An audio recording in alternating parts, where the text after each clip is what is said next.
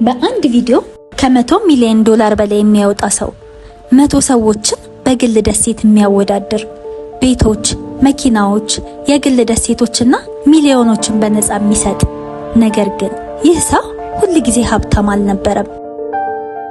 በአንድ ትንሽ ክፍል አሮጌ ኮምፒውተር ፊት ተቀምጦ ማንም የማያየውን ቪዲዮ ሲሰራ የነበረ ልጅ ነው። ዛሬ የዩቲዩብን ታሪክ የቀየረውን ሰው እንመለከታለን። ሜይ 7 1998 በአሜሪካ ውስጥ የተወለደ አንድ ልጅ ስሙ ጂሚ ዶናልድሰን ይባላል። ዓለም ግን በኋላ ሚስተር ቢስት ብሎ ሊያውቀው ነበር። በልጅነቱ እንደ ሌሎች ልጆች እግር ኳስ ወይም ጨዋታ አልማረከውም።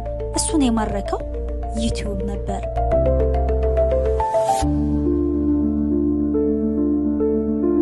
ሰዎች እንዴት ቫይራል ይሆናሉ? ለምን አንድ ቪዲዮ ሚሊዮኖች ያዩታል? እነዚህ ጥያቄዎች በየቀኑ በአይምሮ ይመላለሱ ነበር። ጂሚ ገና 13 ዓመቱ ሳለ የዩቲዩብ ቻናል ከፈተ።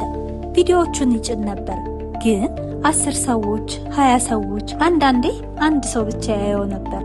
ጂሚ ግን አልተወው። ቪዲዮ ከሰራ በኋላ ራሱን ይጠይቅ ነበር፣ ሰዎች ለምን አላዩትም?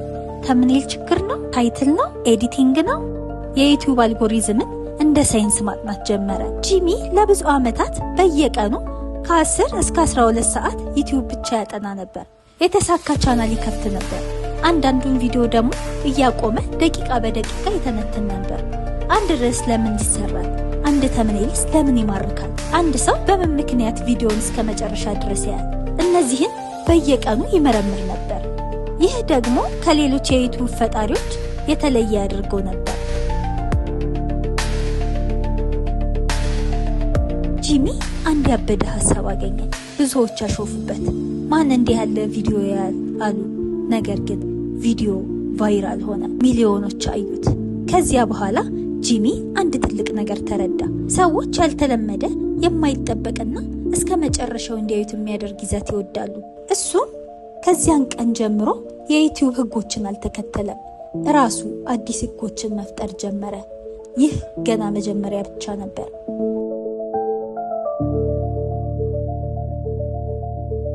ብዙ ዩቲዩበሮች እንዴት ገንዘብ እናገኛለን ብለው ያስባሉ። ጂሚ ግን እንዴት ገንዘቡን ወደ ቪዲዮ መልሰዋለሁ ብሎ አሰበ። ይህ ደግሞ የሚስተር ቢስት ትልቁ ሚስጥር ሆነ። በዩቲዩብ ካገኘው ገቢ አብዛኛውን እንደገና በቪዲዮቹ ላይ ያወጣ ነበር። አንድ ሰው $100,000 መስጠት፣ ከዚያ 100,000፣ ከዚያ $1 ሚሊዮን። ሰዎች ይህን አይተው ይህ እውነት ነው ብለው መጠየቅ ጀመሩ።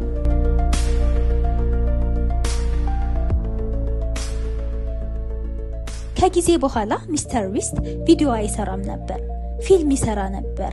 100 ሰዎች በአንድ ፈተና፣ $50 ሚሊዮን የሚያወጣ ፕሮዳክሽን፣ ግዙፍ ስታዲየሞች፣ ከተሞች የሚመስሉ ቤቶች። እያንዳንዱ ቪዲዮ ከቀድሞ መብለጥ ነበረበት። ለጂሚ ጥሩ ቪዲዮ በቂ አልነበረም። በዓለም ላይ ምርጡ ቪዲዮ መሆን ነበረበት።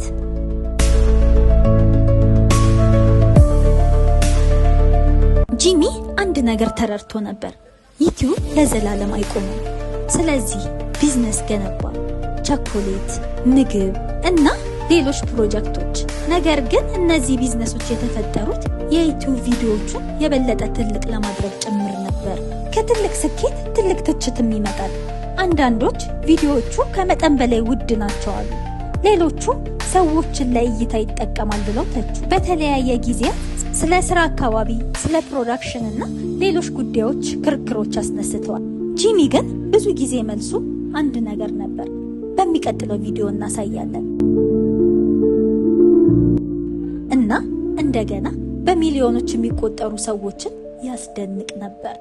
ዛሬ ሰዎች ሚስተር ቢስትን ሲያዩት ትልቅ ቡድን ያያሉ፣ በሚሊዮኖች የሚቆጠሩ ገንዘብ ያያሉ፣ ትልቅ ፕሮጀክቶችን ያያሉ። ግን ከዚህ ሁሉ በፊት አንድ 13 ዓመት ልጅ ነበር። አንድ ካሜራ፣ አንድ ኮምፒውተር እና አንድ ህልም ብቻ ነበረው። የሚስተር ቢስት ታሪክ የአንድ ሰው ስኬት ብቻ አይደለም፣ ስለ አንድ ሐሳብ ነው። ማንም ባያምንህም አንተ ራስህን ማመን እንዳለብህ። ጂሚ ዶናልድሰን ዓለምን ያስተማረው ስኬት በአንድ ቀን እንደማይመጣ ነው። አንድ ሐሳብ፣ በየቀኑ መሻሻል እና መቼም አለመተው። ምናልባት ዓለም ገና ያላየው ቀጣዩ ታላቅ ሐሳብ ከአንድ ትንሽ ክፍል ከአንድ ቀላል ህልም ሊጀመር ይችላል።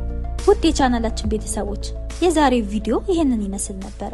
ቀጣይ ስለማን እንዲሰራላችሁ ትፈልጋላችሁ? ሐሳባችሁን ኮሜንት ሴክሽን ላይ አስቀምጡልን። እንዲሁም ቪዲዮውን ላይክ፣ ሰብስክራይብ እያደረጋችሁ እንድትተባበሩን ይጠይቃችኋለሁ። እስከሚቀጥለው ታሪክ ድረስ ሰላም ቆዩኝ።